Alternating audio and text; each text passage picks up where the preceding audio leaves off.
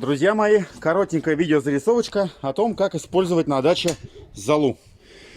Ну, некоторые ее хранят до весны и потом удобряют грядки, клубничку, малинку, картошку. Но на самом деле ее бывает настолько много, особенно у тех, у кого нет газового отопления, кто топит дровами, что, друзья мои, рекомендую ее использовать для того, чтобы посыпать дорожки и, соответственно, чтобы они были не скользкие. Вот у нас прошел ледяной дождь. Видите, что творится.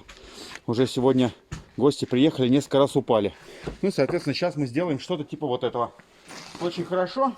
Потом это все, естественно, весной нивелируется дождями. Все это уйдет. Будьте аккуратны, потому что в золе бывают, конечно же, еще и гвоздики. Поэтому посыпать такой золой стоянку, если она не перебрана, не нужно. Можно, так сказать, стать постоянным клиентом шиномонтажа, правда ли?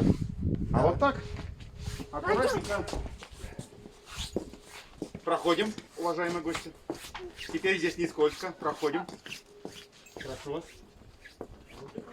Да, вот и гвоздики. Несколько гвоздиков уже попало. Ну, в общем, друзья, вот таким образом и скользко у вас не будет. Очень здорово. Вот такого ведра, мне кажется, хватит нам на все дорожки, которые есть у нас на участке. Вот такой небольшой лайфхак. Красота!